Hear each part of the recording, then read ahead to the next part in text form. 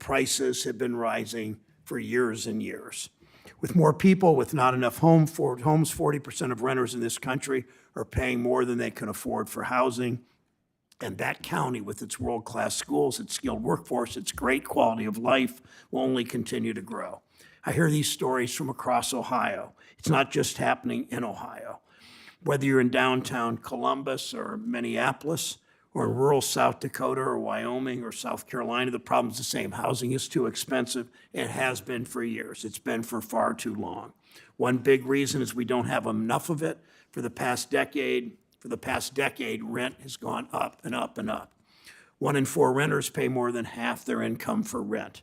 And when more than half of your income goes to rent every month, it's hard to juggle all the bills you already have, let alone save for a down payment.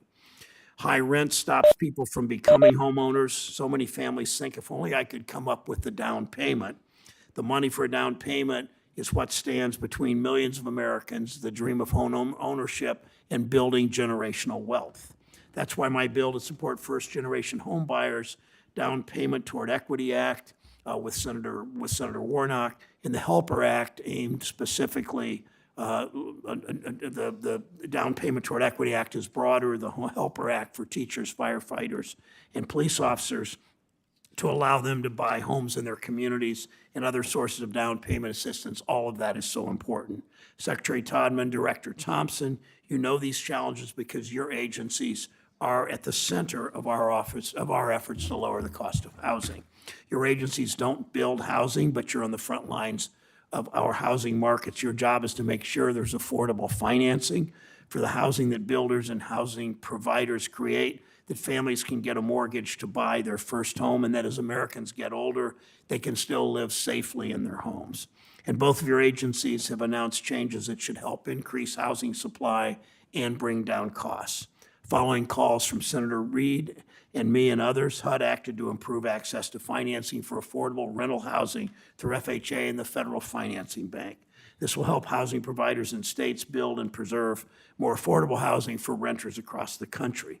HUD's long overdue update to loan limits for manufactured housing, its new guidance to support conversion of old office space into homes will open up new housing options, especially in cities like Cleveland.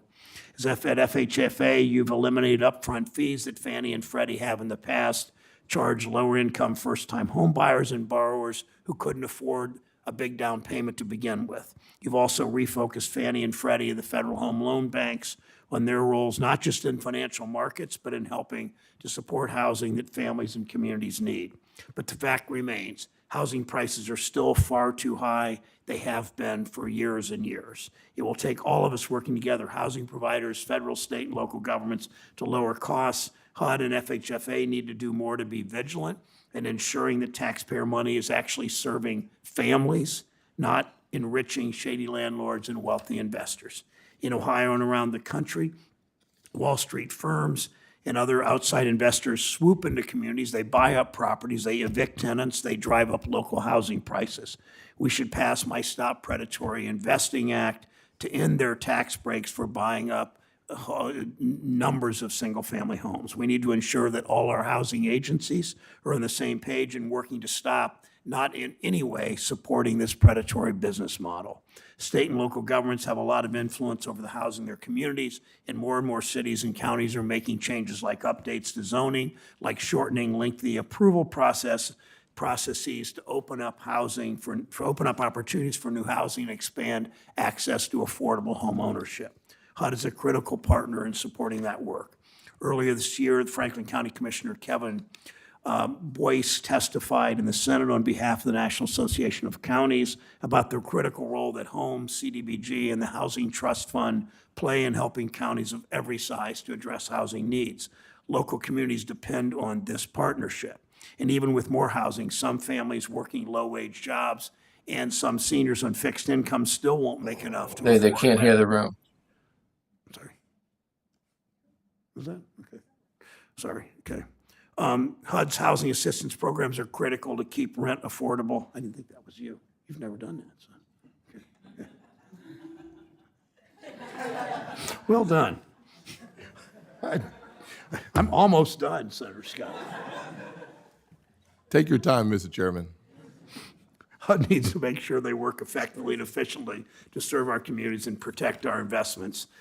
Congress needs to do our part. Last month, this committee had a hearing on legislative proposals to help expand our housing supply and bring down the cost of housing. We must continue our bipartisan work to move forward common sense proposals that will help expand housing options and reduce costs. I look forward to continue to work with Ranking Member Scott on this committee toward that goal. I look forward to hearing today from the two leaders before us about what they have done, what more they can do, what resources they need to get their input on what Congress can do to make housing more affordable for renters and for homeowners. Ranking Member Scott.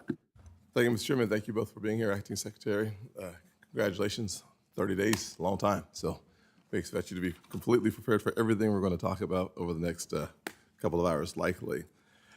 Thank you, Mr. Chairman, for holding this hearing. I've been asking for about a year to have both of you in front of us, so it's certainly something that I think is absolutely essential for us to be able to hear from our regulators as often as possible to achieve the goal of American home ownership, because American home ownership is not just home ownership.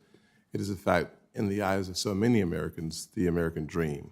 If we're going to close the wealth gap that we talk so much about, that is so persistent, one of the ways that you do that is by creating equity, and creating equity really comes from home ownership as much as it does any other place in our economy. So thank you both for being here. If you think about the value of home ownership, consistently, Americans owe somewhere around a little bit more than $12 trillion on their mortgages. Mortgage debt accounts for about 70+% of consumer debt in the United States of America. Not an insignificant amount of money. And yet, the last time we had this hearing was back during the Trump years when Chairman Crapo was the chairman of this committee. So I certainly hope that we have more opportunities to hear from both of you at the same time going forward. The American dream of home ownership is further out of reach today than it was just a few years ago. Despite all the subsidies, all the trillions of dollars we spent over the decades, little has changed. In 1970, home ownership rate in America was 64%. Today, it's 65%. Since the passage of the Fair Housing Act in 1968, the goal was to eliminate housing discrimination. The home ownership rate for African Americans hasn't changed much, 41 some 4 times, 44% today. It just continues to have a very slow growth trajectory. Our housing regulators must testify more often so that we can find ways to deal with the challenges that housing presents to so many Americans. Since President Biden has taken office, mortgage rates have ballooned by 150%. Rents have gone up about 20%. Homelessness is up 12% in a single year, the highest number on record in the history of our country. Despite empty promises from the White House about helping working families, the simple fact is that housing costs under this administration has skyrocketed. I see that at home in South Carolina, and frankly, I see that across the nation as I travel. I see that in families worried about how to make ends meet, and watching the dream of home ownership seem to slip further and further and further away. What has become apparent is that this administration's platitudes about affordability in housing has failed to line up with their policies. Reckless spending on progressive wish lists fueled runaway inflation, and now Americans are painfully aware that Bidenomics has not helped them, instead burdening them so much.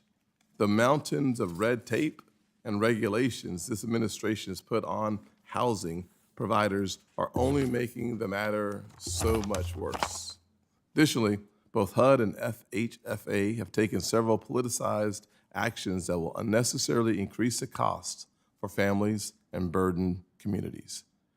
HUD recently imposed rent controls on low-income housing tax credit properties, and FHFA is asking for public comments on policies, including rent control, following direction from the White House.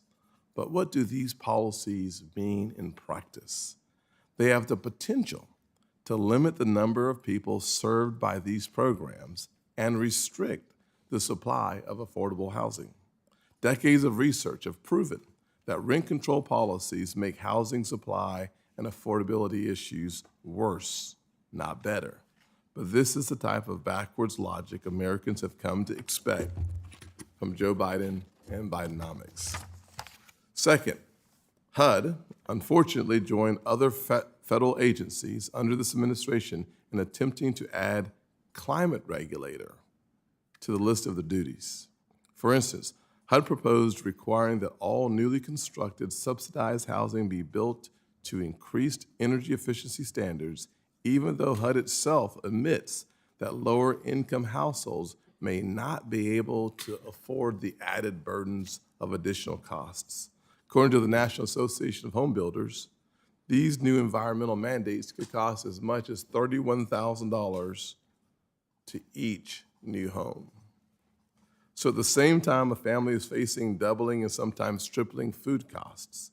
In order to meet the green climate goals, this administration saddles them with an extra $31,000 of additional expenses for a single home. Families in communities like the one I grew up in can't afford new climate costs that increases the cost of housing. Which brings me to my last example. It appears this administration's weak on crime policies have also been embraced by our housing regulators. Last year, HUD proposed a rule encouraging cities applying for federal funds to remove crime-free ordinances, local laws that keep rental communities safe by keeping out convicted criminals. Even worse, HUD proposed a rule last week that will make it easier for criminals to live in HUD-subsidized housing, which risks making communities less safe. We need to reverse course and take a different road when it comes to federal housing policy. That's why I announced housing as one of my top priorities for this year as a ranking member of this committee. And since our first hearing last April, I have focused my efforts on building consensus around the common sense, nonpartisan reforms to all segments of our housing market included in my Road to Housing Act. I continue to urge consideration of my Road to Housing Act, which takes a comprehensive view of federal housing policy and recenters support around families, helping those who are homeless or renting or prepared to buy a house. It is past time to consider my legislation, along with other common sense bipartisan proposals that would include real solutions to tackle housing challenges. I look forward to hearing from both of the witnesses today, and I look forward to having an eager conversation about some of the challenges that so many Americans face as it relates to building on their version of the American dream. Thanks, Senator Scott. Adrianne Todman, welcome, as the Acting Secretary of HUD. She was confirmed as Deputy Secretary in 2021. Prior to her service there, Acting Secretary Todman was CEO of the National Association of Housing and Redevelopment Officials, held multiple roles at the D.C. Housing Authority, and served in several career positions at HUD. Welcome back, Ms. Todman. Nice to see you. Good to see you. Thank you. Sandra Thompson was confirmed as Director of FHFA in 2022. Prior to leading that agency, she was the Deputy Director of the Division of Housing Mission and Goals from 2013 to 2021.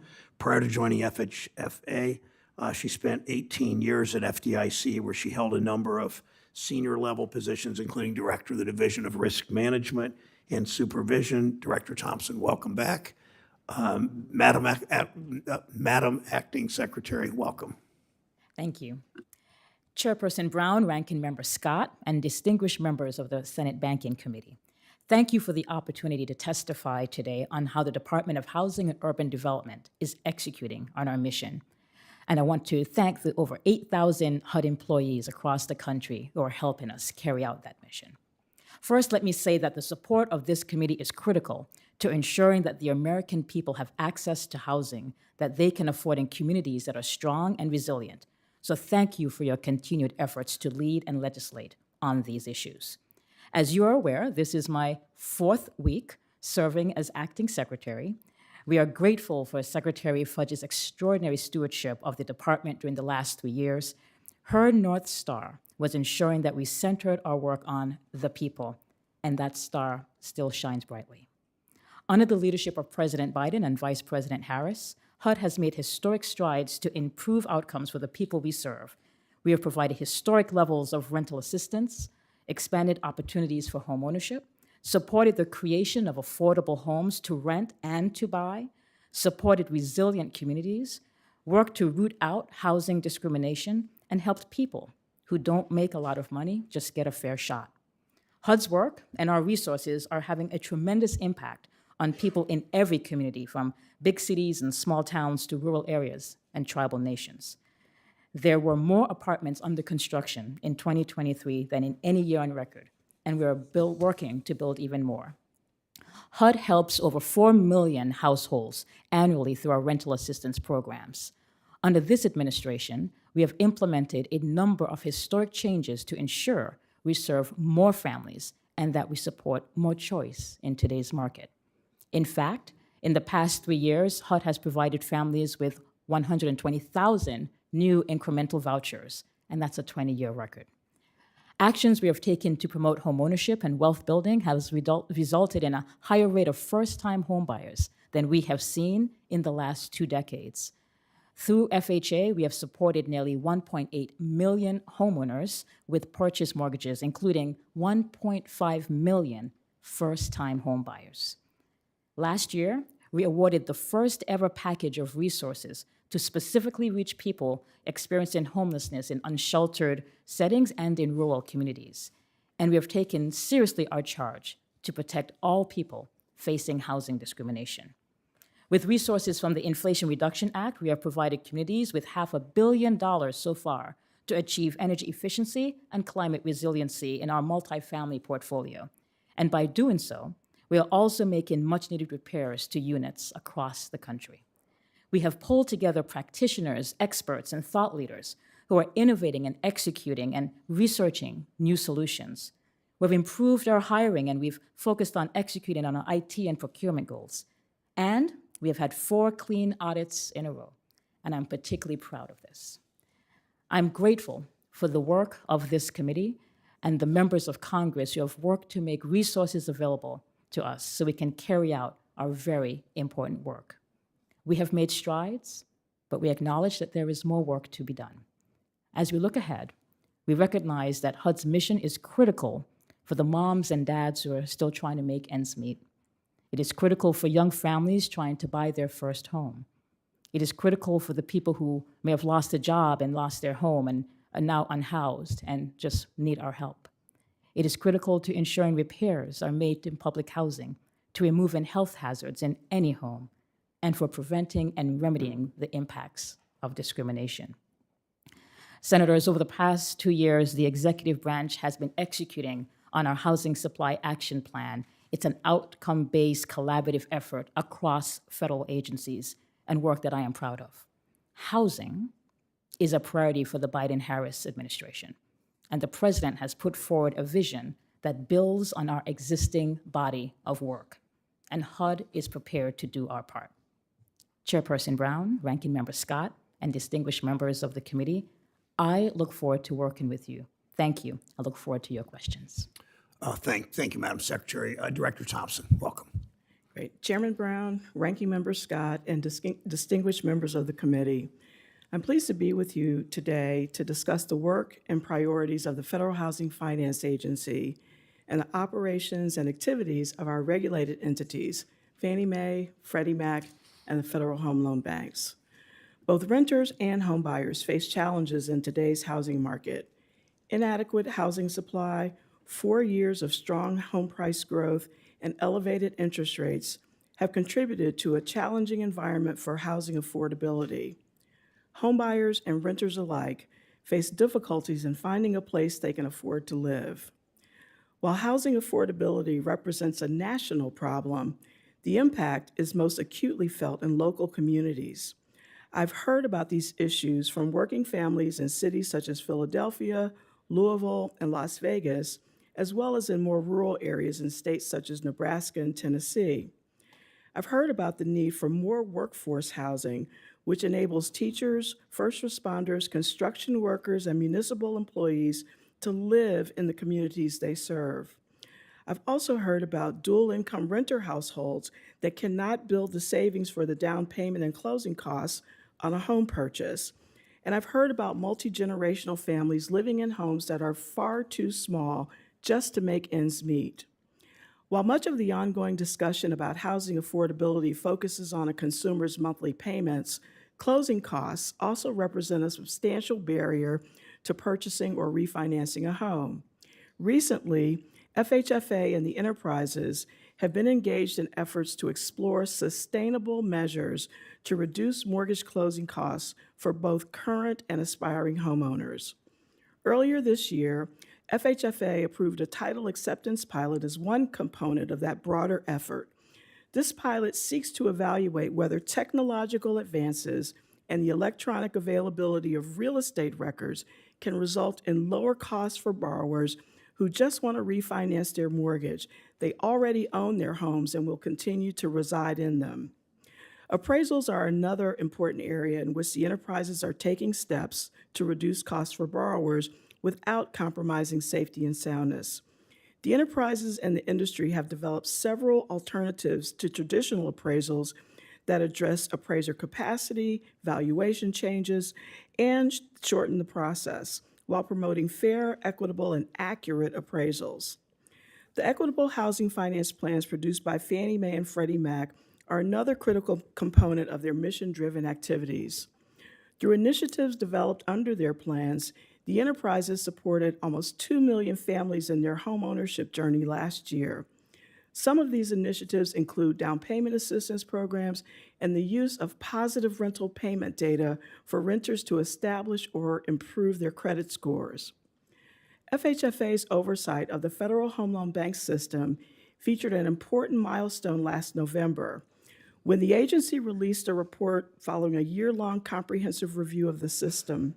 The report included 40 recommendations based on extensive engagement with stakeholders across the country, designed to ensure that the banks effectively fulfill the core objective of their mission, providing stable and reliable liquidity to their members and supporting housing and community development. A series of reforms will be implemented to ensure the banks remain well-positioned to meet the needs of their members and the communities they serve. The priorities I've outlined today represent just a portion of FHFA's ongoing work to ensure its regulated entities meet their missions in a safe and sound manner. These actions, along with others outlined in my prepared statement, align with FHFA's mandate from Congress. In my 30 years as a financial regulator, I've long believed that safety and soundness and access to credit are not mutually exclusive, but instead complementary. Broad, fair access and the stability of financial institutions work together as pillars of the nation's housing finance system. Thank you again for the opportunity to appear before you today. I look forward to working with members of this committee to find effective solutions to the challenges of housing supply and affordability.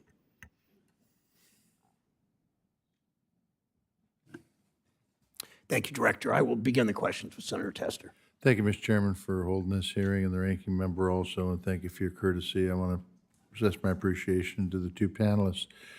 Acting Secretary Todman, I want to talk about an issue that I've talked to your folks before. I've talked about it in this hearing. It is a longstanding problem that is getting worse, not better. It has to do with HUD's fair market rents, HUD's fair market rents that have not kept up with the rapid rise of housing prices in Montana. They do not reflect the reality of housing costs in communities across our state, and they're not being revised in a timely manner. You're taking away vouchers from housing authorities with long waiting lists because there simply aren't any units available to be able to use those vouchers with. How your agency is handling this now is not working, okay? I know this is a problem HUD knows about, but the changes that you're making to incorporate rents from corporate landlords are not going to help us in Montana at all. Right now, these programs are not able to serve the folks in Montana that they are meant for, and I think it's incredibly important that the folks at HUD step up and fix these FMRs. This program is going to end up leaving rural America behind. So what more needs to happen so that these rates reflect the actual rents that we have in Montana communities that folks can access, so that folks can access these housing resources? Thank you, Senator, for raising this issue. As you and your team is probably aware, fair market rents are established by HUD and updated yearly, so we can keep up with what's happening in the market. And a couple years ago, we did introduce private data into our calculations there because we had received lots of concerns that the data we were relying on, the agency was relying on, was not really keeping up with what the market was showing. And so I'm happy to sit down with you, your team, and the housing agencies in Montana to learn more about how our current methodology for FMRs may not be working, particularly for the voucher program, and look forward to talking with you more about that. When is the next time the rents will be assessed and potentially moved up? It's reestablished every year, so it should be about fall of this year. Fall of this year? That's correct. Okay, and I appreciate the offer to work with me on what's going on in Montana. I can just tell you that Great Falls is the closest major city to where I live. Okay. It's not the fastest growing city in Montana by any stretch of the imagination. It's not under the economic pressures that there are. They can't use vouchers. Just simply don't work. And so I would love to have you address this before fall of this year, because that's 6 months from now. But so if there's ways you can speed that up or amend or however you can do it, I would appreciate it if you'd let us know, because we're here to help, okay? If I can add, Senator, I'm also happy to have our teammates in the Office of Public and Indian Housing sit down with the housing agencies to talk about flexibilities that they may have in terms of using their vouchers in That's the good. interim. I mean, this is a problem where we've got a program that was set up and it just doesn't work, I understand. okay? Another question here, our housing authorities in Montana have another challenge related to the FMR issue. I'm concerned the two problems together will worsen until Montana communities are left with few housing vouchers and few resources to get folks into home. You correct me if I'm wrong, but we are told on the ground in Montana that last year HUD took $4.5 million in housing choice voucher funds from reserve authorities, reserve funds from housing authorities across Montana. And now you're telling them that they're at risk of a shortfall.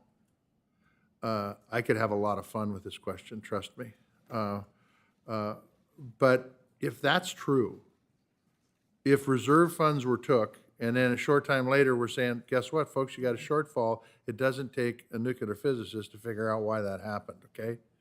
So could you tell me what happened, number one? And number two, if there is a problem, you commit with working with our folks in Montana to solve that problem? Well, I'll commit at the top and say always happy to work with the housing agencies on Montana, who I call former colleagues. And I'll also share that I'll have to take a look at the reserve poll and then the request to use shortfall. You're correct, that doesn't seem to make a lot of sense, but I will promise to work with you and the agencies there so we can correct. Thank you very much, and I'll have a question for the record for you, Ms. Thanks, Senator. Senator Scott's recognized. Thank you, Mr. Chairman. One of the successes of the 2017 Tax Cuts and Jobs Act was the legislation that I put in there, the opportunity zones. And one of the reasons why it's been so successful is whether you're Democrat mayor or Republican governor, they both agree that attracting more housing opportunities into the inner cities of their communities is critical.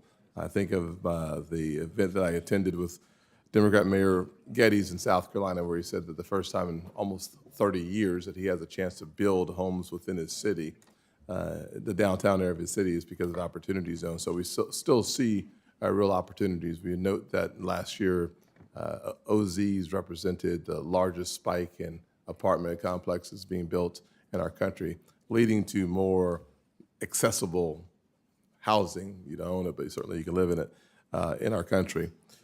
I think most of us would agree that the largest issue impacting the housing market is a lack of supply, especially for affordable homes.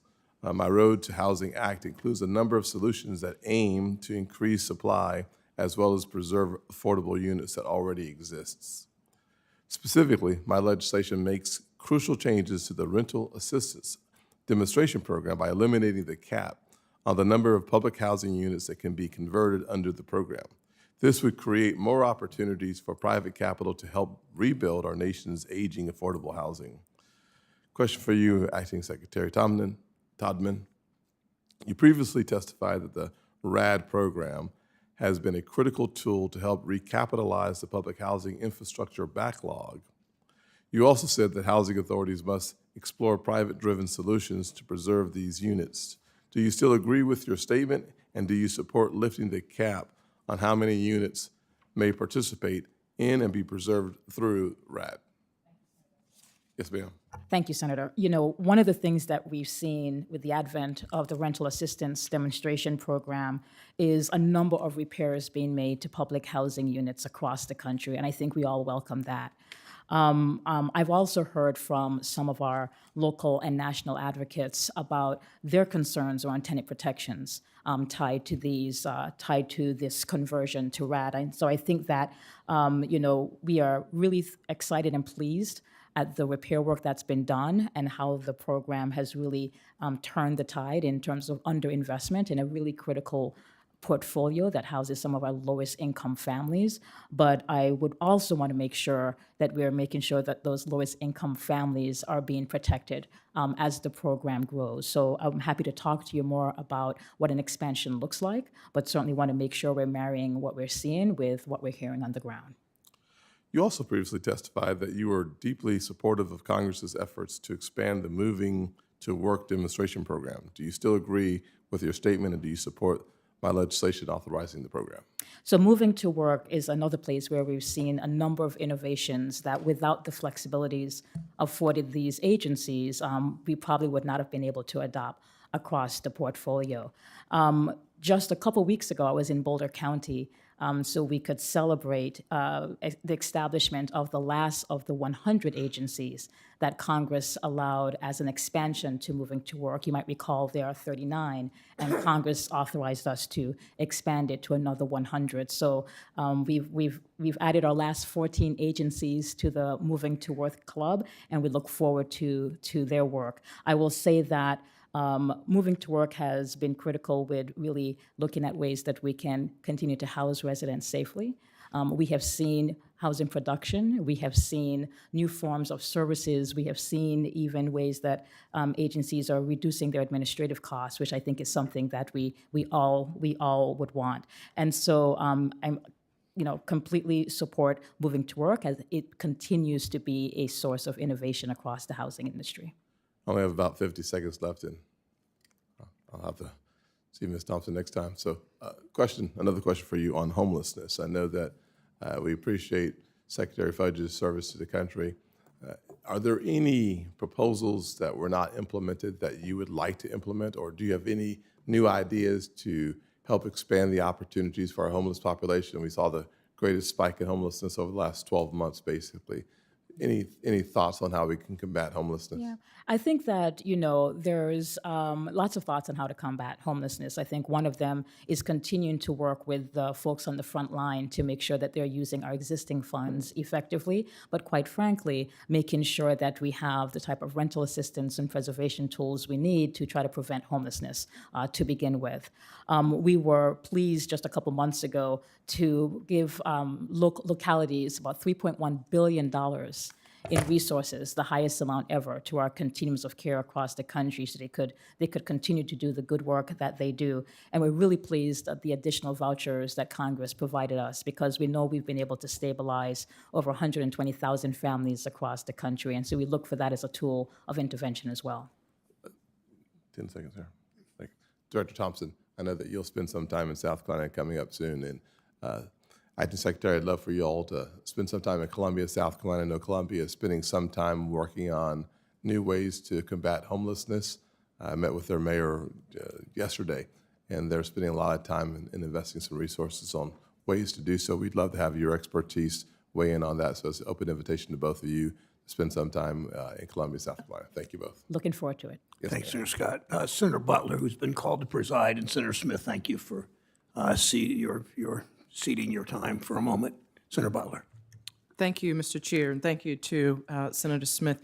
I appreciate the Chair and Ranking Member for holding today's hearing, and want to join my colleagues in honoring the service of Secretary Fudge. And her time in the role. And you all are taking on and continuing leadership in an important moment for the American people relative to housing affordability, and achieving that thing that we call the American dream, the ability to sort of pass on generational wealth across families. Director Thompson, thank you so much for the previous conversation, and I want to sort of pick up where we left off. The analysis conducted by Moody's estimates that the U.S. economic losses from the recent California flooding at about $5 to $7 billion. Last week, the insurer with the largest market share in California announced it would not renew the homeowners, rental dwelling, and other property insurance policies of 30,000 Californians, leaving them financially on the hook for millions or even billions of dollars in the event of future climate disasters. And I know that it's not just California, but Louisiana, Texas, Florida are also facing challenges in their property insurance markets.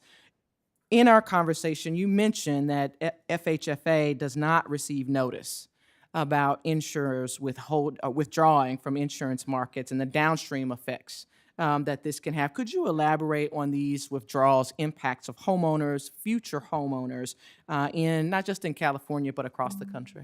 Sure, thank you for the question.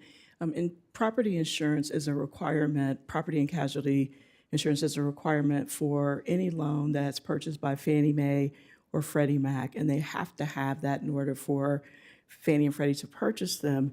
And when property carriers withdraw from large populations, it's very difficult, especially for first-time home buyers, to purchase a home and then have to search for a policy to adhere to the requirement that we have that they purchase the loan. You know, it's interesting because we're starting to see a lot of natural disasters, and the collateral that FHFA is responsible for, we've got about $8.4 trillion outstanding in mortgage collateral. So these natural disasters impact us greatly. So we've got multifamily properties and residential properties. And so when there is something that happens, it impacts the valuation of our property. From an insurance perspective, we're starting to see a number of climate issues or natural disasters take place. There used to be about 3 issues per year that were costing over $1 billion. And now, just last year, there were about 28 different issues that cost over $1 billion each. And so the impact on our portfolio, where our only asset is mortgage collateral, either a house or an apartment, is just phenomenal. We would really like to work with the mortgage industry to address this issue. What we're finding is that premiums are going up and borrowers are not being able to afford some of their monthly payments with little or no notice. And so we're also seeing a reliance on state plans for insurance, whether it's flood or otherwise, that we really want to address as we try to deal with the cost of just owning a mortgage. We've been actually working with the insurance commissioners in some of the states that have lots of natural disasters, California, Florida, Louisiana, Rhode Island. We've been working with the NAIC to try to address this very important issue. And to that point, just really quickly with my last 50 seconds, I do want to just offer either or both of you, Ms. Todman, Secretary Todman, I'd offer you the opportunity first, but just to talk about what steps can we collectively, HUD and FHFA, take to, in the near term, at least to develop a framework for protecting consumers in the event of these natural disasters and insurance provider withdrawals.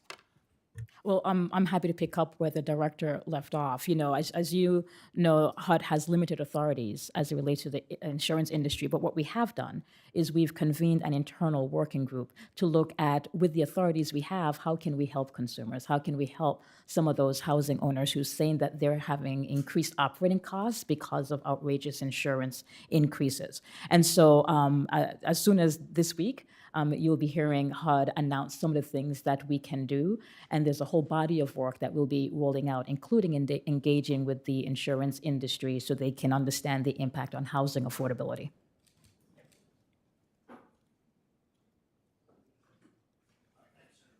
Sen Rounds of South Dakota is recognized.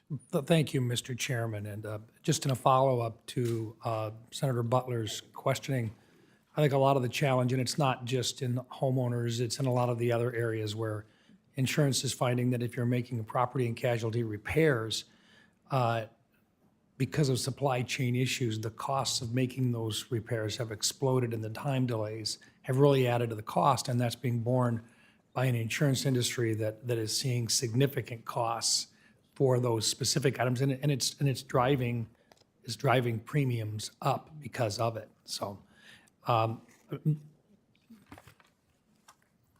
Secretary Todman, I'm thinking out loud about the way to phrase this question to you. We're trying to cut costs wherever we can with regard to the bureaucratic costs of providing home ownership and so forth. There was a discussion most recently that we did at a roundtable in which we were talking about some of the unneeded paper trails that are required right now. And I'd like to just read a format for you, and you may very well want to take this for the record, but I really think it's one that we could very efficiently and simply maybe cut some costs and some red tape for some folks. We're all discussing housing affordability, but there has been little action on streamlining programs, requirements, and federal regulations. Removing unnecessary program requirements would be a great place to start. I'd like to discuss the environmental review process. The National Environmental Policy Act, or NEPA, requires agencies to consider the environmental effects of any proposed action and inform the public regarding their decisions. As you know, the agency carrying out the federal action may create their own NEPA procedures. Under HUD regulations, grantees must complete the environmental review process and maintain a written record of the environmental review for every project before decisions are made and actions are taken. This requirement includes the use of Community Development Block Grants, CDBG funding, for grantee administrative expenses. Secretary Todman, can you tell me why, when a federal program specifically allows a portion of the funds to be utilized for administrative expenses, HUD requires the grantee to go through the bureaucratic process of actually conducting the review and creating a written record of that determination? It really does look like some low-hanging fruit that could be fairly easily eliminated. Would you, and maybe you know about it right now, and if not, would you take it for the record and get back to me? Senator, I accept your invitation to take it for the record. I would just add that environmental reviews, of course, are something that is important as we're carrying out our work. Probably not with regard to just doing administrative expenses. Well, I accept your invitation to respond on the record, and certainly we'll ask our staff to take a look at this with you. Thank you. Director Thompson, in 2022, during your confirmation, we had a very good discussion about credit transfers, GSEs. Yeah. And I asked you about ways that we could incentivize the GSEs to create credit risk transfers. I strongly support credit risk transfer at the enterprise, Fannie and Freddie, as a way to protect taxpayers. And you agreed, made it very clear that you felt the same way. But in 2023, the enterprises posted the second lowest credit risk transfer in the history of the program, and Freddie posted the single lowest amount of credit risk transfer ever. Now, Director Thompson, I know that you, because we've talked about this, you understand what a valuable tool that is, but I just can't figure out what's contributing to the trend that's going on there. Can you help us with that? Sure. Thank you for the question, Senator Rounds, and I appreciate the opportunity to talk about credit risk transfer because we think that's a huge component of shifting credit risk to private investors and off the balance sheets of Fannie and Freddie.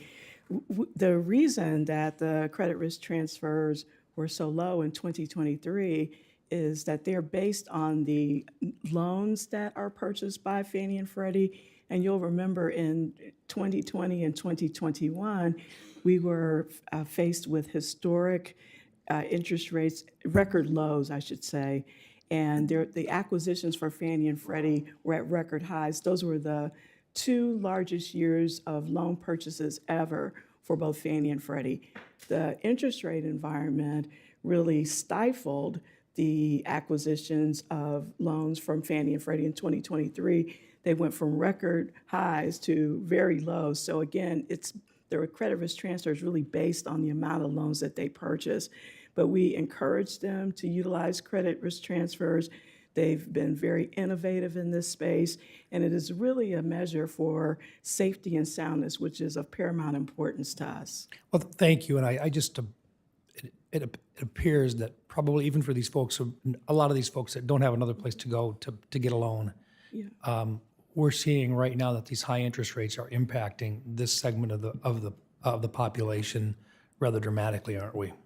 Absolutely, yes. Thank you, Mr. Chairman. Thanks, Sen Rounds. Senator Menendez from New Jersey is recognized.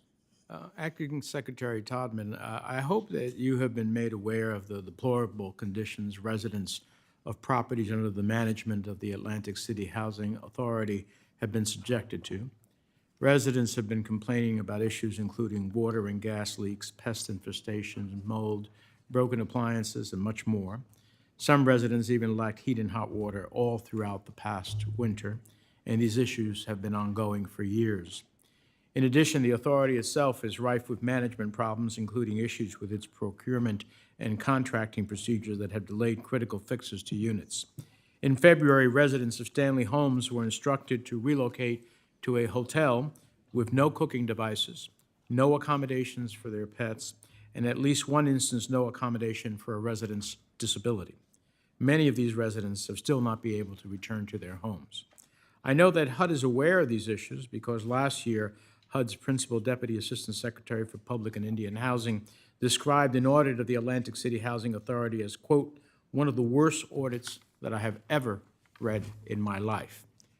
Your staff has briefed mine on the recovery and action plan HUD has developed for the Housing Authority to fix these issues. However, a plan is not enough for these residents who have been living in inhumane conditions for so long, especially when the plan is being executed by the same authority that has allowed these issues to fester for years, all the while ignoring or retaliating against residents who spoke out about the problems they were facing. The Atlantic City Housing Authority has lost the trust of the residents it was created to serve.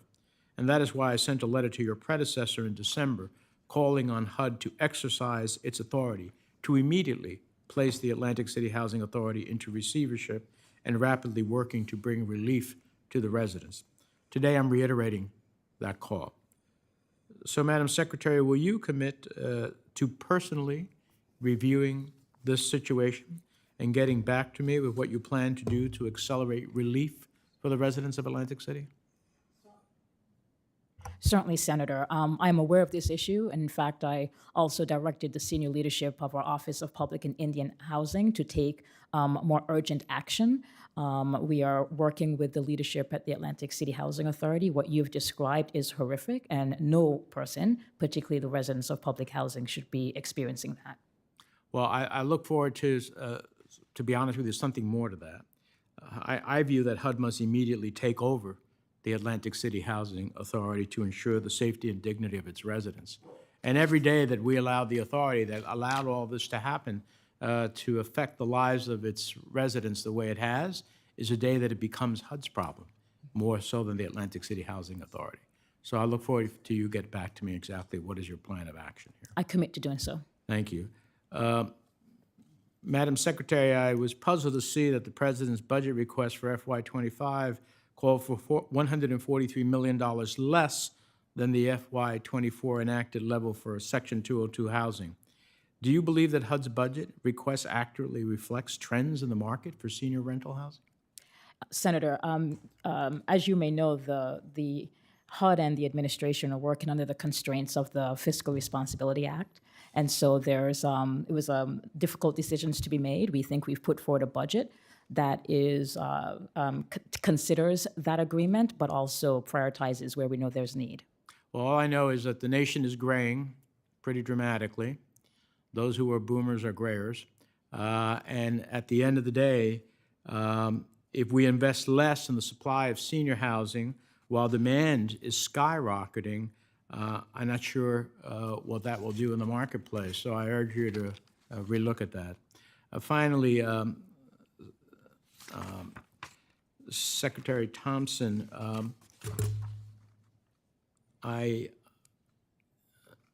actually, it's Secretary Todman. I understand that HUD is working on updates to energy efficiency and other construction standards for manufactured homes. And I understand that while HUD has primary statutory responsibility for regulating manufactured housing, the Department of Energy has been working in parallel on their own energy efficiency updates. Can you share with us an update on your work on this issue? Right, so the Department of Energy was compelled, I believe, by legislation to carry out its work. HUD does have a draft rule. I'm therefore limited in what I can say about the draft rule, but I do know that we are trying to marry the pressing need of energy efficiency along with housing affordability. And we've been working with our colleagues at Department of Energy to do that. Well, we have huge housing affordability across the country, New Jersey for sure, where people spend more of their disposable income on housing than they should. And I would hope that this is something that can be accelerated because I think this is part of our answer. Thank you, Thank Mr. you, Chairman. thank you, Senator. Senator Haggerty, I assume I see Senator Tillis has yielded to you. Senator Haggerty, Tennessee. Thank you, Senator Tillis. Thank you. And I love the fact that your mom and your brother still live there. Director Thompson, I'd like to direct this to you. You've testified that in order to end conservatorship of Fannie Mae and Freddie Mac, two things need to happen. First, we've got to build capital through retained earnings before ending the government's 15-year-long conservatorship. And second, you said that Congress needs to decide the future of these two government-sponsored entities and the U.S. mortgage finance system more broadly. On the first point, the quickest way to end the GSE conservatorships is to raise private capital, just as bailed-out banks were allowed to do in the wake of the 2008 financial crisis. Now that the GSEs control so much of the housing market, there seems to be a reluctance to relinquish government control. I ask myself why. Well, judging by the redistributive housing policies that have been pursued at the helm, while you've been at the helm of FHA, it seems that the GSEs are viewed by the Biden administration as simply backdoors to push its DEI social policy agenda, which is well beyond your mandate. On the second point, Congress has already decided what type of mortgage finance system it wanted with the 2008 HERA law. That law significantly enhanced the regulatory and supervisory powers of your agency over Fannie Mae, Freddie Mac, and the federal home loan banks. The problem here is that the Obama and Biden administrations have never taken their feet off the throats of Fannie Mae and Freddie Mac so that they can succeed as private companies. The responsible thing to do for yourself, for Secretary Yellen, and for Attorney General Garland is to continue the work that was begun by former FHFA Director Calabria to raise private capital and return Fannie Mae and Freddie Mac to the private markets. This would result in a $100 billion plus windfall for taxpayers, and it could be used to immediately help expand the country's housing supply and support affordable housing for Americans who are most in need. We talked about this at the time of your confirmation to be the agency head. And our housing markets and American taxpayers deserve to see these conservatorships brought to an end. And I appreciate your full attention to this in the time you have remaining as director. Thank you. Thank you, Mr. Chairman. Thanks, Senator Haggerty. Senator Smith of Minnesota has re-arrived and been kind and yielding. Thank you so much. Thank you so much, Chair Brown, and thank you to both of you for being with us today. I really appreciate it. Oh, thank you. So everybody, we know, I think we're all here today because we believe that everybody deserves a safe, affordable place to call home. And we also acknowledge, all of us, that for far too many families, this is out of reach. And I'm very grateful to the Biden administration and to Chair Brown for his leadership, really bringing attention to finding solutions to these challenges. And of course, housing is incredibly complex. and nuanced. It's much driven by the private sector and also much driven by local decision-making when it comes to zoning, for example. But I think that we could all agree that we need to focus on boosting housing supply and also on preserving the housing stock that we have. Chair Brown, we had a very interesting hearing in my subcommittee just earlier this week where that really highlighted the need to preserve the housing stock that we have. So Secretary Todman, my question is for you. Could you just highlight for us how the department has been working on this issue of housing supply, especially in the housing for middle-income people who are working in low-wage jobs also? Absolutely. Thank you, Senator, for the question and for your leadership on these issues as well. So HUD has been very busy over the past 3 years, not just carrying out its own work, making sure that we are executing on the new vouchers that we've received, making sure that we are modernizing our rules, like the home rule, which I know so many people locally lean on to make sure we're building to low and moderate income family needs. But we've also been working collaboratively with our sister agencies, with Treasury, on our new federal financing bank risk sharing and removing sort of the deadline that was tied to that initiative so that more HFAs can help support affordability development, and also just working with our colleagues at Treasury on the State and Local Fiscal Recovery Act and repurposing those funds for gap financing for really critically capital needs on the ground. So we have been busy, and we think that with the umbrella of the President's Housing Supply Action Plan, we've been acting as one government to just drive this issue. The administration has made some new proposals to help expand housing supply, and particularly the Innovation Fund for Housing Expansion. Could you talk a bit about how that proposal could help empower local solutions to increase housing supply? No, thank you. And I think you're referring to, in the President's budget for 2025, the $20 billion Innovation Fund. Well, it's just that. We want to make sure that we are including gap financing, that we're helping folks with thinking through some of their pro-housing work. We're very excited to have our new pro-housing program, and we'll be rolling out some of the recipients of that sometime this spring. It is meant to be a program that is really meeting localities where they are and inspiring them to be able to create their local solutions to build housing and certainly to preserve the housing that they have. Thank you. I also want to talk with you a bit. You and I have had quite a few conversations about issues around tribal and native housing. I know this is something that Senator Cortez Masto and Senator Warren also pay very important attention to. We know that there are significantly high rates of homelessness and overcrowding, which is really almost a bigger problem because as people, more than one family crowd into shelter that is just not nearly large enough for them, and also just the issue of substandard housing. Senator Lummis and I held a subcommittee hearing on this last year, and we've been working with the administration on how we can respect tribal sovereignty and partner with tribes as we work on these housing issues. Could you just talk a bit about how the department is addressing this issue? Yeah. You'll be happy to hear that since I took on the job as Deputy Secretary, I've been in robust conversation with tribal nation leaders about what their needs are. And I've heard an earful, as you can imagine. One of the things that we have been doing, in addition to deploying the historic levels of funds that Congress has given us to help on housing and community development, is really working with tribes on how they are able to use that money swiftly. In addition to that, we've created a new advisory committee in the department for tribal leaders, and we've had 2 meetings. We're going to have another one shortly. And there we have consistently looked to the leaders of the tribal nations to tell us what can we be doing better in true respect of our government-to-government relationship. Those conversations continue, and I've been working personally with some of the leaders on ways that HUD can cut some of the red tape to make sure that we're helping them deliver. Thank you. Thank you so much for both of your work on these really important issues. Thank you, Chair Brown. Thank you, Senator. Thank you, Senator Smith. Senator Tillis from North Carolina.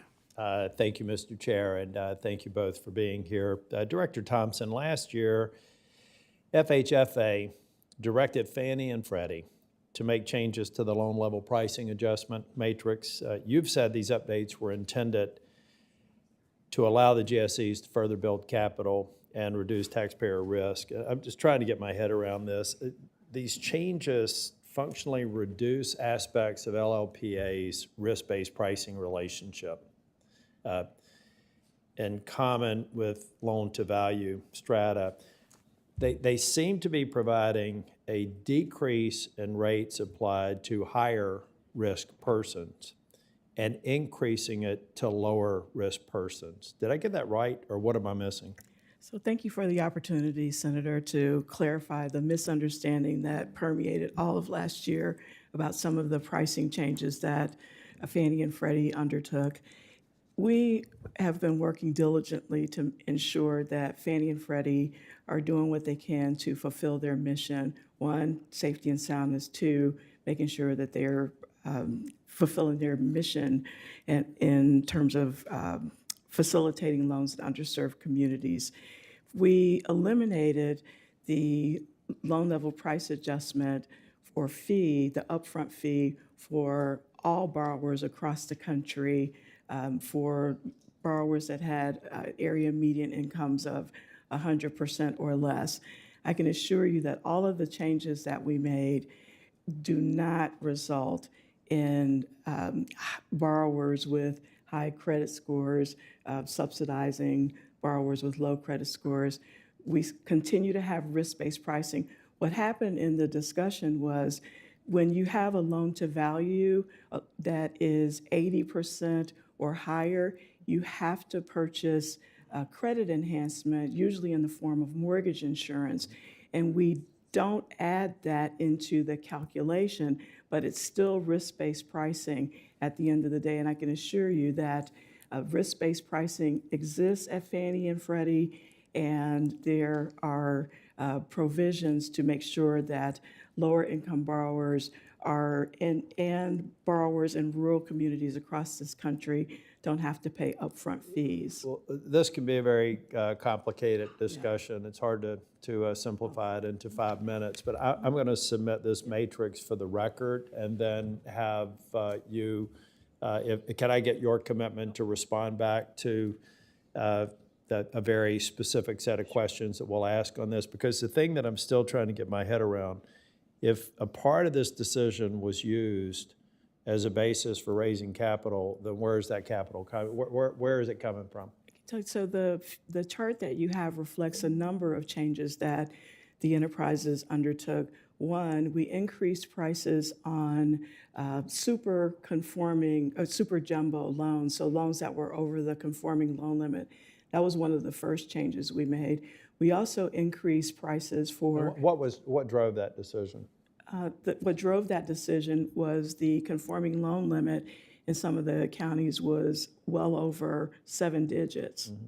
That's what drove, and there's a private market that exists to purchase those jumbo mortgages. And so to the extent that the enterprises are purchasing those loans, that people need to be able to pay the additional fees for those loans. Yeah. The other thing that we did was... So are you saying that the policies that have been implemented over the last year, in your opinion, and the fees associated with them were driven by actuarial decisions where you're rating for risk in every case? Oh, absolutely. We're rating for risk, and we're also looking at the capital requirements for every single loan that we purchase. We've also raised fees for second homes and vacation homes. So the reduction in fees for people with higher risk ratings were because they were being overcharged at the time? They were overcharged because we were not capturing the mortgage insurance that they have to pay. It's mandatory. So when you have that chart, I'm going to draw a line for the loans that are 80% LTV and above, and I'm going to add fees for those loans. We'll get in. I've got a long series of questions. I appreciate your commitment to answering them because I really want to get to the fact. I will say that we did reach out, try to get a consultation and see if your imposition of this was in violation of the APA and should have been subject to rulemaking. We found out that because we were going to try and force that issue, but apparently you're given latitude in the conservatorship model and the conservatorship that you're operating within now. But it is beginning to make me wonder whether or not we should more tailor what authorities you have within your role as conservator versus some of these policy decisions. But thank you for being here. Thank you both for being here. I'm going to submit some questions for the record around manufactured housing and clearing the backlog as well. Thank you, Ms. Todman. Thank you all. Thank you, Mr. Chair. Senator Warren of Massachusetts is recognized. Thank you, Mr. Chairman. So in 1932, Congress created the Federal Home Loan Bank system to tackle the biggest housing crisis of the last century, the Great Depression. And the basic idea was simple. The federal government offered help in the form of an implied government guarantee, favorable regulatory treatment, and special tax status. And then in return, the FHLBs would provide liquidity to their members to support housing and community development. Today, we are in the middle of another housing crisis. By some estimates, we are short 7 million housing units nationwide. But in this critical moment, the FHLBs are missing in action on their affordable housing mission. Last month, the Congressional Budget Office released a report that, for the first time, put a number on how much the FHLBs receive in public subsidies. In fiscal year 2024 alone, that number was a whopping $7.3 billion. Director Thompson, in 2023, how much of these public subsidies did the FHLB spend on affordable housing programs? I think it was approximately 390 million.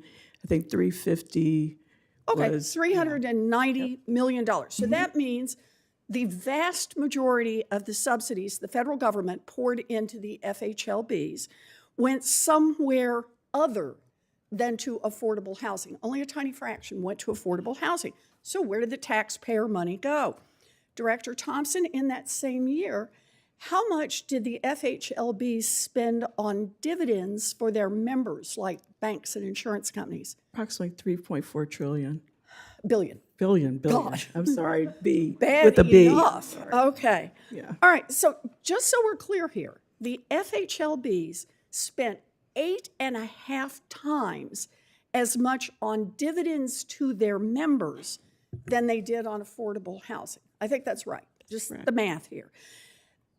But not all of those federal dollars, those taxpayer dollars, went to dividends. There's still some money left over.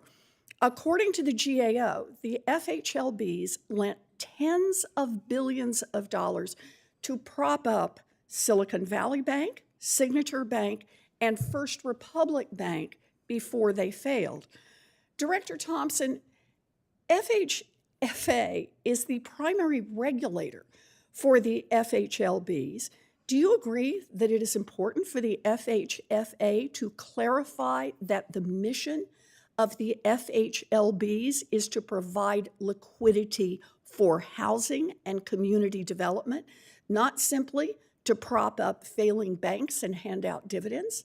Absolutely. Thank you for the question, Senator. We conducted a year-long review of the home loan bank system. We conducted 17 listening sessions around the country, and we heard exactly that the home loan banks they have a dual mission. One is to provide stability and liquidity to their members, but the other is to support the communities that they live in through affordable housing development and community development. And there is a huge affordability issue. There are huge supply issues, and the home loan banks are well positioned to do a lot more. And that's one of our recommendations from our report. And I appreciate that. It's not enough to be well-positioned if they are taking the money and then not spending it to accomplish that. So I think clarifying the mission of the FHLBs is an important start. But I think we also need to take a look at who lines up for these federal subsidies. Remember, these government subsidies are to promote housing. But in the last 5 years, 5 full years, 42% of FHLB members did not originate a single mortgage, not one. 42%. So how did this happen? Well, it turns out, under the current rules, members only need to hold at least 10% of their assets in residential mortgage loans at the time they apply to join a FHLB. Once you're in, and you can get out of the housing finance business while you take advantage of these government subsidies. Director Thompson, should the FHFA change the rules so that members must hold at least 10% of their assets in residential mortgages on an ongoing basis in order to remain eligible for FHLB financing? Chris, that was one of the recommendations in our report. We are going to promulgate rulemaking sometime this year to talk about membership. One, to define what the role is of membership, and to also ask questions about what that threshold should be, because you will have a situation like one of the 3 bank failures where you start out with the 10% to meet the requirement, and then the bank's business model changes, and there's no ongoing checks for them to access the home loan bank system. So that is rulemaking. It'll be very transparent, and we're looking forward to engaging in that discussion. Well, I strongly urge the FHFA to issue its proposed rulemakings to address the FHLB's mission and membership as soon as possible. The FHLB should be tackling our nation's housing crisis, not doling out corporate welfare to these giant banks and to members that aren't even in the housing business. Thank you. Thank you, Mr. Chairman. Senator Vance of Ohio is recognized. Thank you, Mr. Chairman, and thank you to the 2 witnesses for being here with us today. I want to just direct my questions to Director Thompson. And Director Thompson, one of the biases that I have, and I think it's hopefully a bias shared by everybody who serves in this body, is that we shouldn't be discriminating in our country based on race.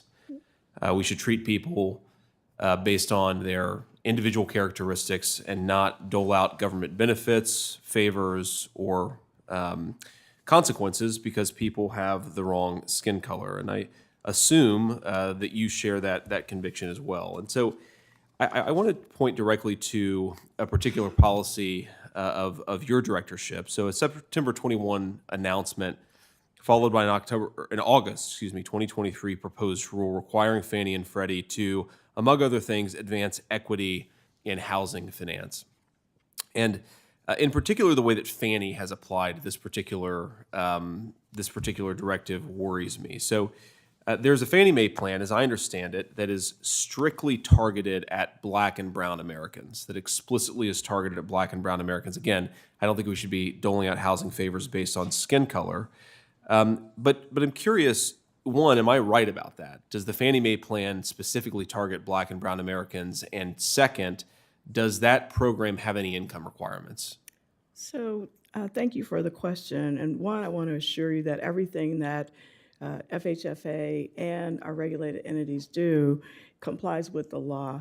We have under the Fair Housing Act the responsibility to ensure that there's fair housing access for everyone. When you talk about the affordability issue, which is the biggest issue that our country has today, it didn't miss any communities. And there are particular communities that are underserved, and there are huge housing gaps. And we have asked Fannie Mae and Freddie Mac to come up with plans, not just for underserved communities, and you're specifically talking about the equitable housing finance plans, but rural communities, tribal communities, Native American communities, because we want to make sure that no one's left behind.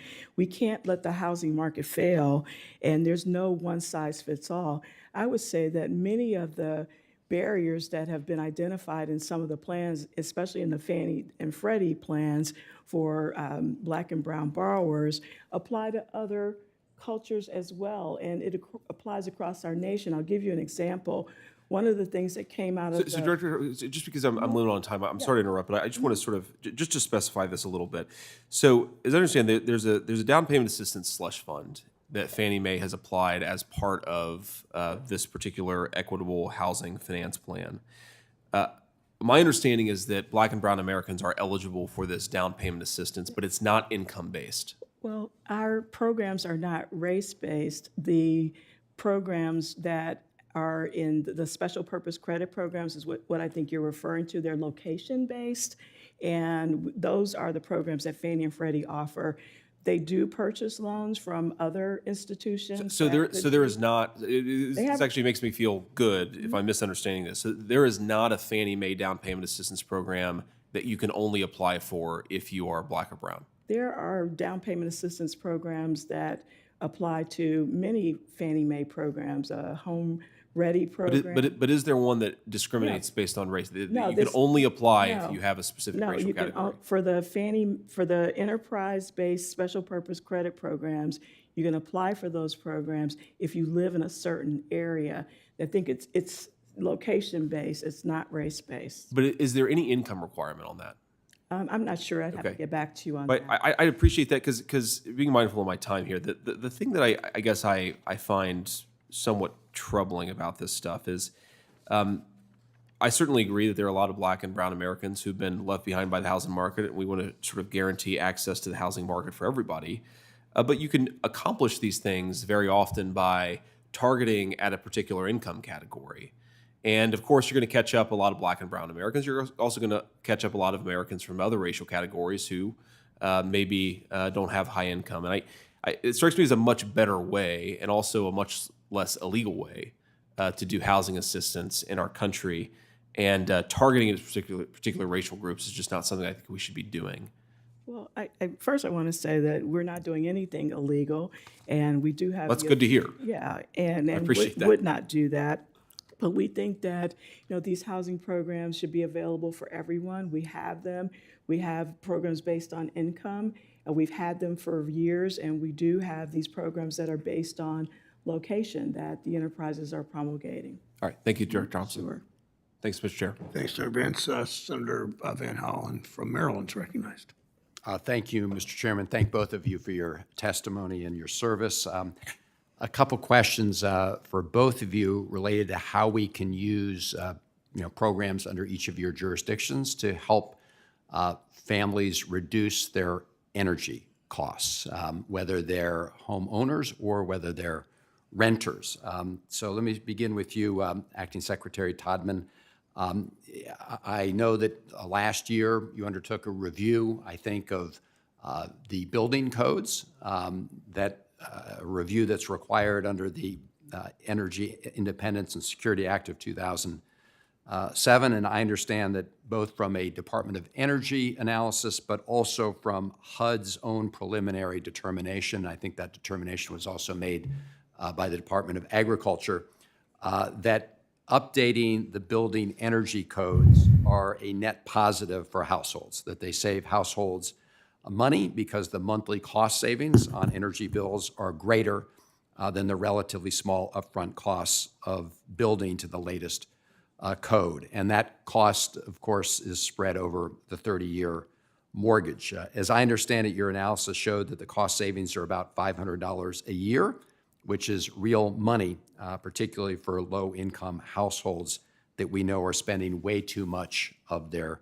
paycheck on energy costs.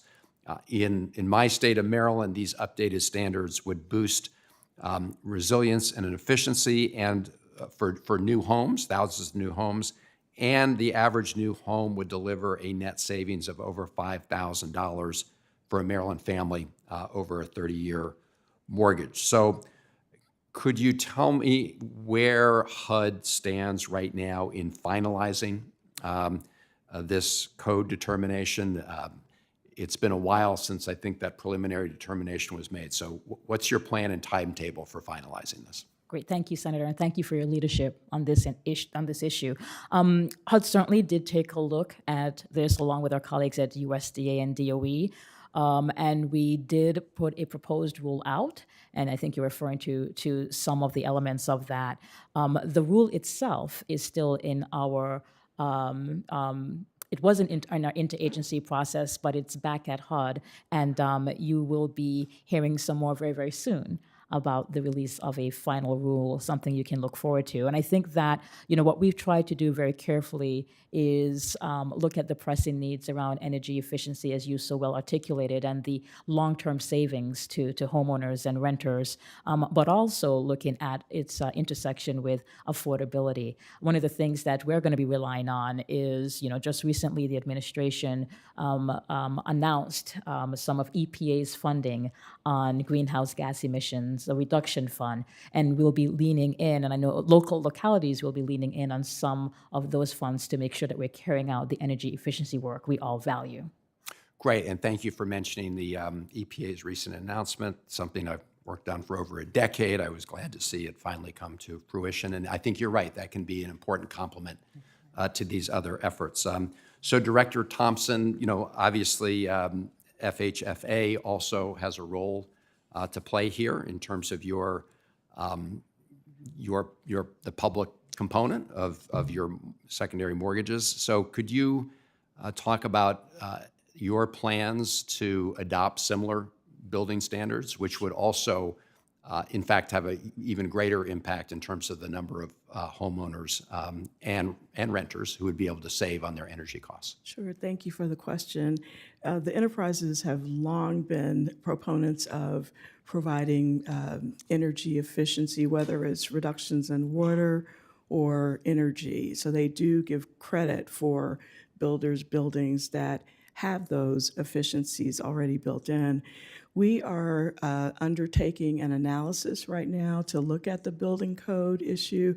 The enterprises are working with stakeholders to do their own analysis, provide research, and we're also looking at HUD's analysis as well. So this is a priority for us, and we should probably have some recommendations coming forward on what we are going to do, and probably by the end of the second quarter.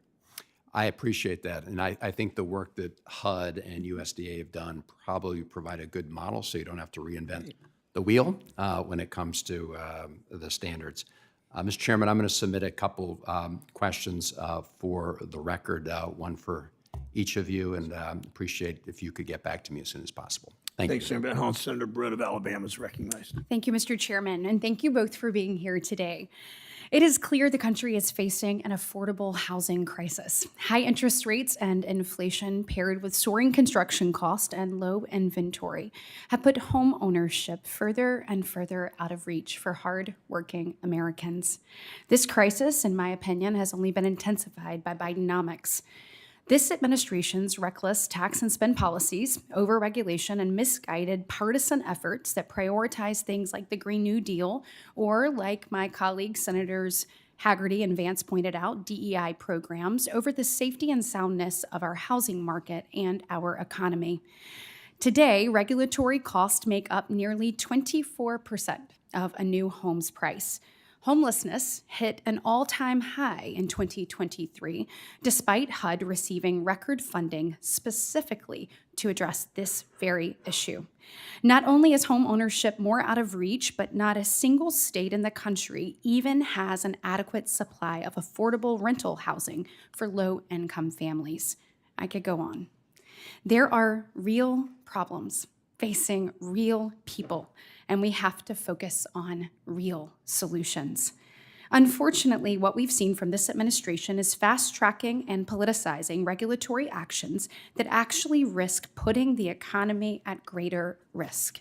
And on that, Director Thompson, in a hearing last May, you said, quote, "You are committed to making sure that pilots are public and that people know that there is more transparency going on in Fannie and Freddie," end quote. So my question for you is there a reason that your agency changed paths, so to speak, and did not go through the public notice or comment period before issuing the recent title insurance pilot program?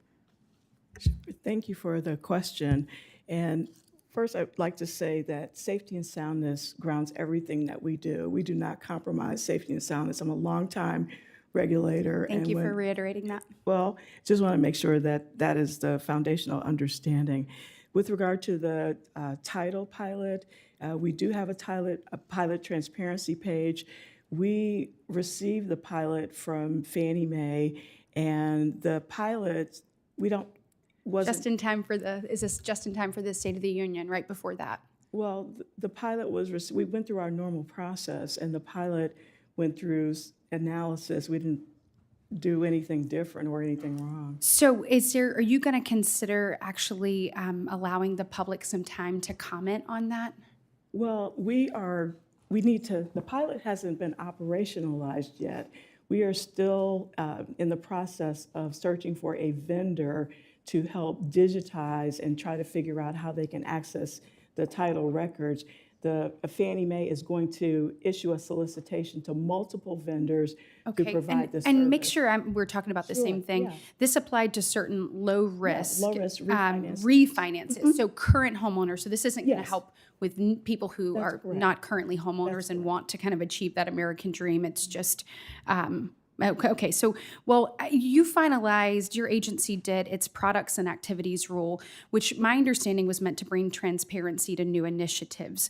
But it seems that that isn't going alongside this actual initiative. Yeah, this came in as a credit underwriting decision because what the pilot actually will do is waive the requirement for representation, which is similar to what we've done And with I'm so appraisal. sorry, I only have 1 minute, but if you would commit to just making sure that Absolutely. there's public comment period and we have the opportunity to weigh in. Mrs. Todman, I want to shift my focus. Thank you so much for being here today. I understood you have been in the housing space and you look at you were included in the Moving to Work program, but obviously when the pandemic hit, we decided, or HUD decided, to postpone that program. Would you recommit to actually re-engaging now that the pandemic is over to help people really not only get on their feet but have an opportunity to actually succeed? Yeah. Senator, you'll be happy to hear that we have been working quickly and urgently to carry out Congress's mandate to expand the Moving to Work agencies, Excellent. and we completed that task just 2 weeks ago. Good, because I believe if you're an able-bodied, working-aged American without dependents, working, training, volunteering, it is to receive government benefits, that there's a dignity that goes along with that. And in my last few seconds, I just wanted to briefly underscore the magnitude of debt-funded multifamily loans that will be needed, that will need to be refinanced over the next couple of years, but can't at the current interest rates. So I just would like to work with you and urge you both to revisit the enterprise regulatory capital framework and its lack of counter-cyclical adjustments for multifamily. My staff will follow up with you, but I look forward to working with you both. Thank you.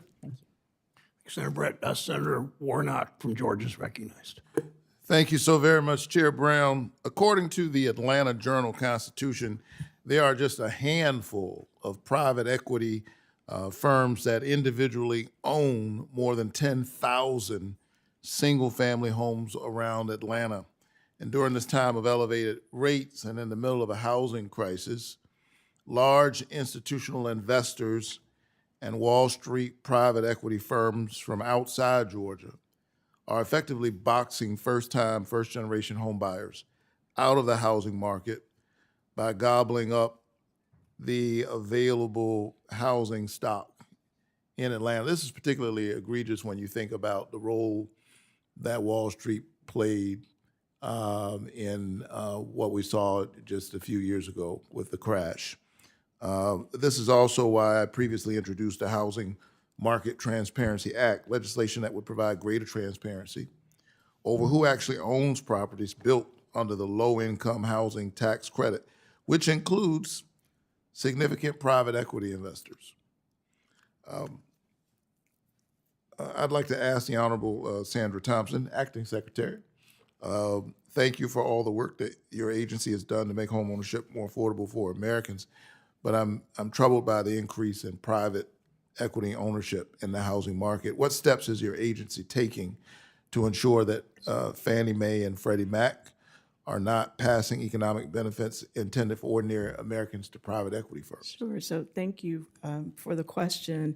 And Fannie Mae and Freddie Mac do not engage in institutional investors for single-family rentals at all. The agency had one transaction in 2018 and decided to not engage in those activities anymore. So we do not permit institutional investors to purchase loans for acquisition.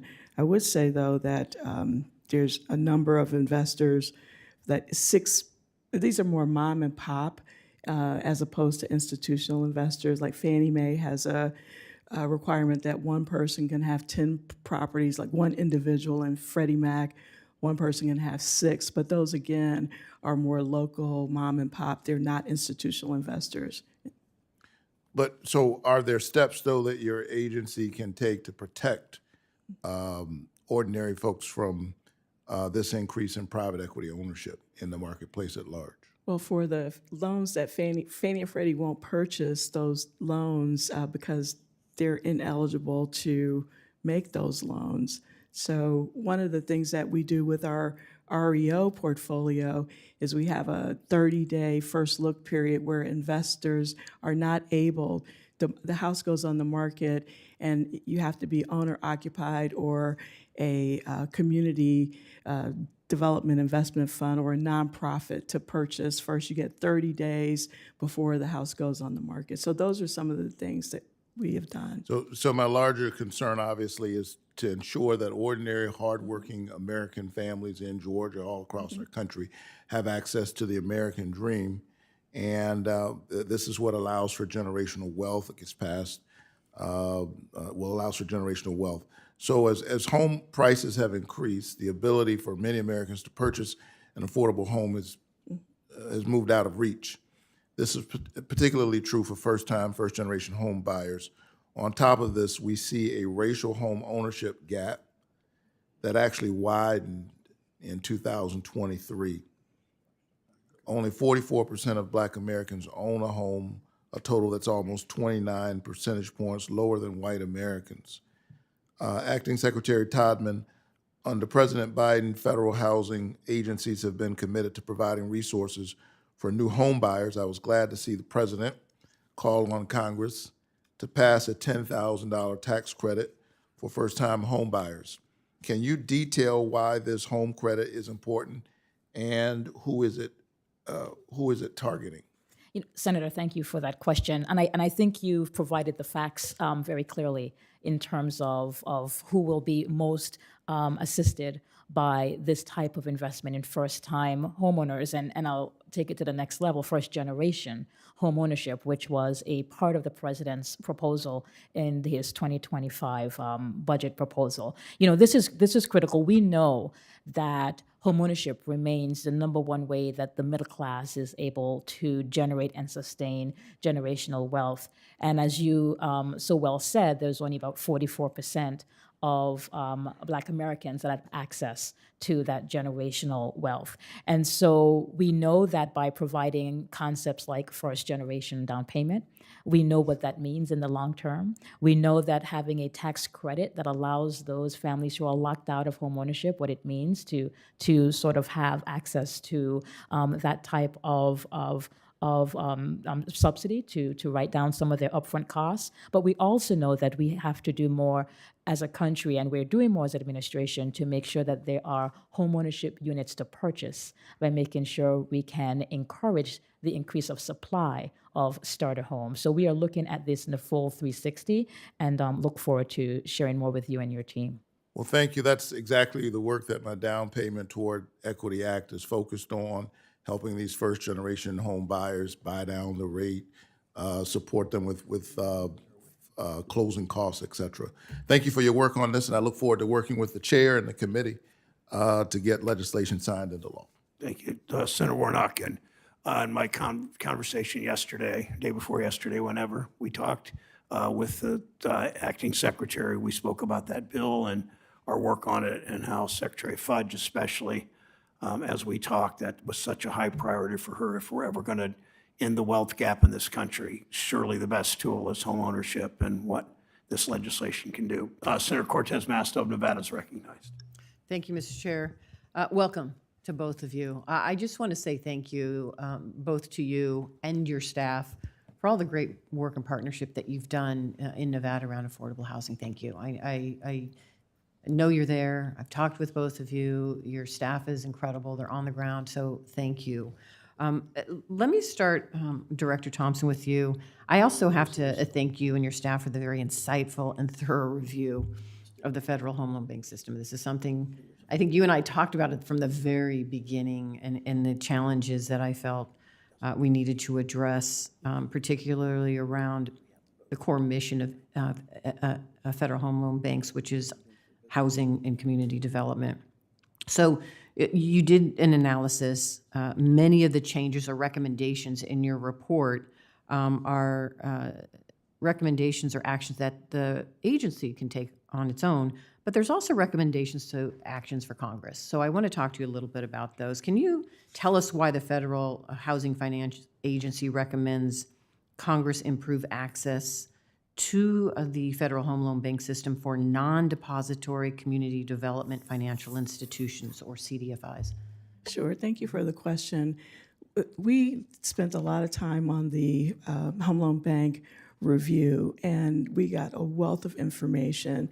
And as you mentioned, some of our recommendations are statutory and some we can do on our own. But what we found in our discussions was that CDFIs play an important role in local communities. They communicate with all housing stakeholders in a way that is just so unique and helpful. And it produces results, especially in underserved and low to moderate income areas. And we wanted them to have the same benefits that other members have, because other members are able to commit collateral, especially if they have, I think the limit is if they're a small community institution, they can pledge collateral, but the CDFIs are not able to pledge the same type of collateral. And so we wanted to make sure there was parity, because we're talking about small, institutions and small members, and we want to make sure there's parity throughout the membership. So one of our regulatory asks is to make sure that CDFIs have the same benefits as other small institutions like community banks, so they can continue to build and provide affordable housing in their communities. Thank you. And we know for decades the FHL banks set aside was 30% of their net revenue, 10% for the affordable housing program, and 20% to repay the savings and loan bailout. Those payments never threaten the stability of the system. Why does FHFA recommend that the assessment for the affordable housing program be increased by at least 20%? Well, thank you again for that question. For the very reasons you mentioned, right now the home loan banks are setting aside 20% in retained earnings, which counts towards capital, but they're all well capitalized, and they can well afford to provide at least another 10% to help with this housing crisis that we're having throughout this country. They're in 11 districts around the country. They're serving all of the states and counties in the United States, and they could do a better job in providing housing development and affordable housing and community development. And I would say, though, that they are starting to increase their contributions, but it would be really helpful to have a statutory contribution, the statutory requirement increase from 10% to at least 20%. And we both know this. The FHL banks earned $6.6 billion last year. And we've said this already, unlike Fannie and Freddie, the federal home loan banks do not pay any taxes. Right. So I would ask my colleagues to join me on legislation that addresses some of the recommendations that you've just talked about that are so essential to bringing more dollars into our communities for affordable housing. I only have about 40 seconds left. Let me, Acting Secretary, ask you this. Can you talk about the proposed rule to streamline the Home Investment Partnerships Program?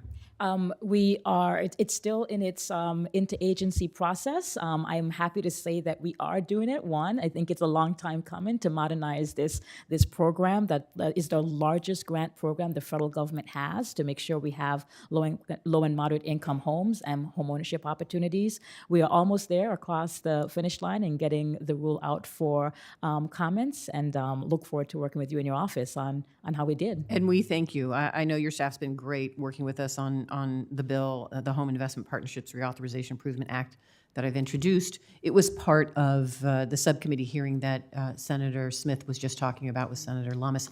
And there was a conversation how important this program, the home program, is to building affordable housing in communities across the country. So thank you for your good work. Thank you. Thanks, Senator Cortez Masto, and you're almost done, so I think no one else is coming. So I have a series of questions, and sometimes waiting to last, I can get a better overview of the committee and the questions and what we want to talk about. And so starting with Secretary Todman, you and I talked about the HUD-assisted properties in Toledo, Ohio, and Northwest Ohio that the city cited for deplorable conditions, Ashland Manor and Covenant House. I demanded that HUD cooperate with Toledo officials to fix this situation. HUD's been working with the city of Toledo Will you commit in front of this committee publicly to continuing to work with the city to see the job through, to fix the conditions at Ashland Manor and Covenant House, and to hold the landlords accountable? Absolutely. And I made that commitment to the mayor of Toledo as well myself. Good. I'll be holding you to that. It never should have gotten to this situation. No one should have to live that way. I want to follow up with you on what HUD is doing to better identify poor conditions and irresponsible owners before they hurt residents and communities as they did in Toledo. Count on that. Director Thompson, turning to manufactured housing, I've heard from Ohio seniors who live in communities financed by Freddie and Fannie who are forced to go to extreme lengths to keep up with the rising rents and fees that out-of-state investors are charging. We're seeing more and more out-of-state investors, as you and I have talked in the past, in manufactured housing. How do we change the system so that when Fannie and Freddie are getting credit for providing affordable housing, residents can actually afford their rent and aren't forced to choose between keeping their homes and buying food and medicine? Great, thank you for the question, Senator. We really are working with the Duty to Serve program because we believe that there ought to be a penalty. The Fannie and Freddie should not get credit for the situations and circumstances where the homeowners are not getting updated property maintenance or they're living in conditions that are just untenable. So we're thinking about ways to address those issues. As you know, for manufactured housing communities, there's a set of tenant protections that are required for anyone who gets a loan from who has a loan from Fannie or Freddie on a manufactured housing community. And we also have them sign compliance agreements every year to ensure that they're complying with the tenant protections that are in place. In addition, both Fannie and Freddie are getting ready to establish, asset management oversight so that they can make sure that these properties are in good condition and that people are living in safe, decent, and affordable housing.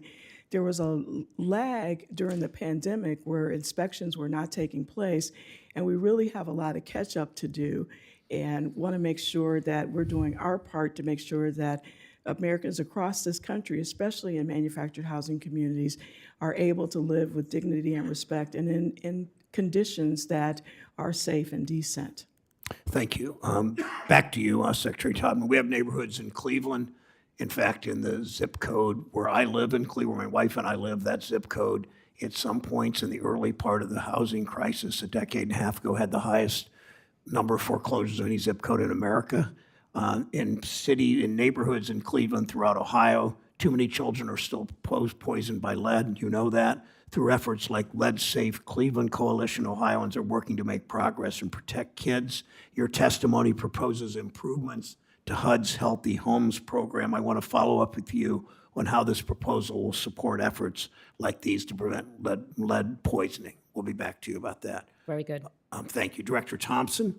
After the 2008 crisis, Fannie and Freddie briefly provided financing to help investors buy up and rent single-family homes. Some of that financing is still benefiting a company called Vinebrook, which owns thousands of homes in Ohio, has a track record of running properties into the ground, of evicting families, of driving up local housing prices, a particular problem in Cincinnati. I visited some of those houses and neighborhoods. Will you commit today, Director, that Fannie and Freddie won't do any new financing for investors in single-family rentals who so often exploit tenants and drive up rent and housing prices? Senator, thank you for bringing that to my attention.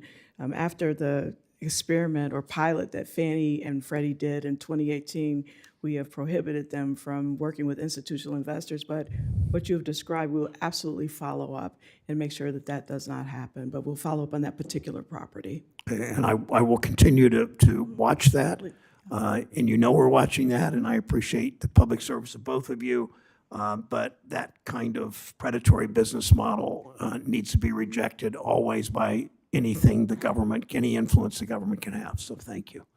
Thank you to the two witnesses today for your patience. Thank you for your testimony. Thank you most especially for your public service. Senators who wish to submit questions are due 1 week from today, April 25th. To the witnesses, you have 45 days to respond. Thank you again for that. With that, the hearing's adjourned.